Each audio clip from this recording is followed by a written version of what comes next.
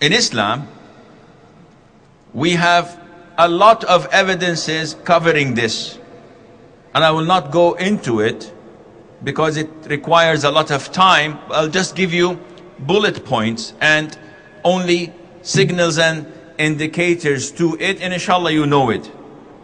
I have done the last weekend a course on a quest for love that dealt with how to choose your spouse and the required characteristics in them.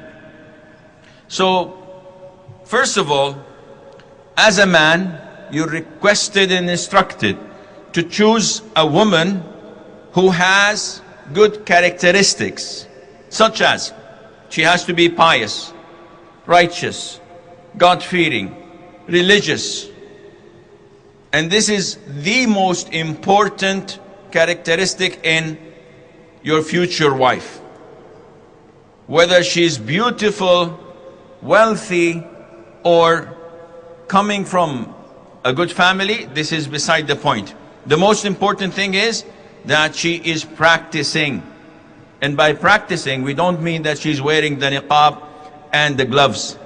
A lot of the Muslims think that this is to practice Islam. And so many who wear the niqab and wear the gloves do not pray on time, do not observe their fast. They are bad in character. So you have to look at a holistic and look at it in a holistic way as to whom is practicing and who is not. She has to have her modesty and chastity, because the Prophet told us ﷺ that among the women of hell are those who do not. So if you marry someone and she shows her flesh, exposes herself, or she is indecent, then this would not make a good family. She has to be satisfied with whatever Allah gives her. And most of the men here are saying, well, we got that wrong for sure. Because unfortunately, a lot of the women have this in them. They lack this feature of satisfaction and content. And this is why in the authentic hadith, when Ibrahim, peace be upon him, came to visit his son Ismail, peace be upon him, and he was married and he did not see him since he was like 14, 15 years old. He did not find him and he found his wife. So he asked her, how is life? And she said, life is horrible. Food is scarce. We don't have water. My husband is out all the time. So he told her, when your husband comes, give him my regards and tell him your father says, change your doorstep. So when Ismail came and she told him, and he told her that this was my father and he's telling me to divorce you, go to your family. The worst wife one can have is the one who's unappreciative, never satisfied, never content. And then when he married again and Ibrahim visited him years later, the second wife did not complain. On the contrary, complimented everything she had. And Ibrahim said, give him my regards and tell him to preserve and to keep his doorsteps. And when he came back, Ismail, and she told him, he told her, this was my father. It is extremely important for a Muslim family to have the content, not only from women, but also from men. But this is not our topic. You know, we're addressing the characteristics of the potential misses. Among the characteristics before choosing a wife, the Prophet tells us that the women of Jannah are those who are wadud, walud, a'ud. Wadud meaning that she's caring and loving. So you have to choose someone who's caring and loving. And I'm not telling you to go online, chat with her, and maybe go Skype so that you know her before marriage. This is haram. So how would I know if she's caring and loving? From her family, from her friends. They tell your mother, they tell your sister that she is kind, she is nice, she does not flare out, and she does not become angry, she doesn't have any rage attacks, mashallah, okay, this is nice. But to marry someone and end up in fights every single morning and evening, this is not advisable. She has to be wadud, caring and loving. Walud, she has to be fertile, able to produce children, because this is the essence of getting married. Sheikh, I can't go on Skype. Okay, how would I know this? She's fertile. We're not married yet. Well, scholars say, look into her family. So if, of course, her mother is fertile, look at her sisters, her aunts, her cousins. If they, mashallah, are a productive family, this means that most likely she would be. And do not get married to someone who does not, as a first wife. It's not forbidden, but it is not recommended. Thirdly, the Prophet ﷺ says that among the characteristics is that she is obedient. Among the blessings of Allah upon an individual is that he's blessed with a woman who would obey him if he orders her, and who would please him if he looks at her. So this is another characteristic. She has to be obedient. And the happiest husbands are those with obedient wives. And the brothers are shaking their heads in disapproval, saying, we don't have this, Sheikh. What are you talking about? Are you talking about huris from Jannah? Let's talk about humans. No, there are sisters. Come on, don't be ungrateful. You have jewels in your houses, I know that. And if I don't say this, I would be beaten by the sisters after I finish the talk. No, you do have this in your houses, but you are unappreciative. So the Prophet tells us that among the best women are those whom you look at them, they please you. And this doesn't mean that she has to be shockingly beautiful, because this is not the case.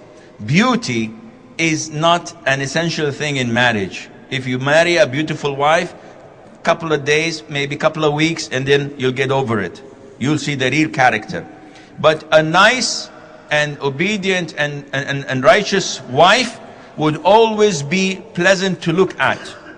So when you go home, you won't find your wife with her hair untidy, doing the afro maybe, and with her teeth yellow, with food in it, and with smells of onion and garlic coming out of her, and with her voice coming from the depth of her throat saying, how are you, honey? This is not the thing you want to have home. A righteous, practicing Muslimah, and this I know for a fact, would always try to look her best when her husband comes. This is my comfort zone. This is my safe haven that I always go to relax from whatever is abroad. And this is what I said to the brothers in this morning's reminder. When we go in the streets, we find billboards of models, beautiful women smiling. If I go into a shop, the saleswoman is smiling. If I go to the reception of the hotel, the receptionist is smiling. The co-worker, if you are, may Allah help you, working with the opposite sex, they're always smiling and mashallah giggling. Once you enter the house, la ilaha illallah, all these smiles are gone down the drain. Subhanallah, why is it? Why is it? It should be the other way around. So this is what you should try to look for. Your wife, the so to be inshallah future wife, should honor your family. Pick someone that would honor your family. You have one family, you have one mother, you have one father, but you can marry as many wives as you wish. So if she does not respect and honor them, then try to make the right choice. She has to take care of his children. And the Prophet complimented sallallahu alaihi wasallam the women of Quraysh being soft-hearted to the children and being caring of their husbands. So this is the wife you should look for. And you could tell by asking about her. There are girls that are so caring and loving for children, it's an apparent characteristic in them. Everybody knows about this. And there are who are negligent and don't like kids and don't like children and don't clean them. This is not the right person for you. And she has to take care of his house. You remember, you did Khadija radiallahu anha or not yet? Not here. Okay, Khadija, may Allah be pleased with her, the wife of the Prophet ﷺ. What did Jibreel give her the glad tiding? He said to the Prophet ﷺ, Khadija is coming with food and drink. Give her the glad tiding and give her salam from me and tell her that Allah Azza wa Jal has made a house made of pearl, empty pearl shell for her, where there is no noise and there is no tiresome. Scholars say, why is it this for Khadija? Because she never ever made the Prophet work, alayhi salatu wasalam. She was his wife, she did all the work. And not only that, she would not make any noise in the house, neither her nor the kids. So whenever the Prophet went into his house, alayhi salatu wasalam, he did not want to leave. And that is why Allah rewarded her with this big pearl made of a palace with these things in them. So a good woman serves the house, she takes care of the house. The husband does not look at anything that is bad. Everything is tidy and nice. And finally, when you marry a woman, try your best not to take a jealous one. Because the Prophet ﷺ once was addressed by Anas, may Allah be pleased with him, and said, "O Prophet of Allah, why don't you marry a woman from Al-Ansar, from Medina?" He said, "They are extremely jealous." And that's why he refrained from marrying from them. And when he married Salama, when he proposed to Salama, may Allah be pleased with her, Salama said, "O Prophet of Allah, I have a lot of children, and at the same time I am extremely jealous."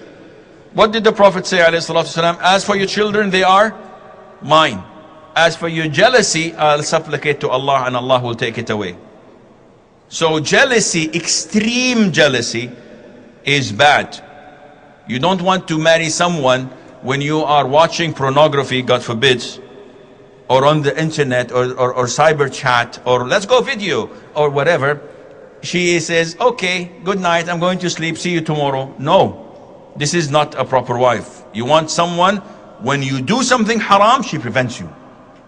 When you try to flirt with a co-worker or with a neighbor, she stops you. The one you do not want is someone, when talking on the phone, she says, "Who are you talking with? Put it on loudspeaker.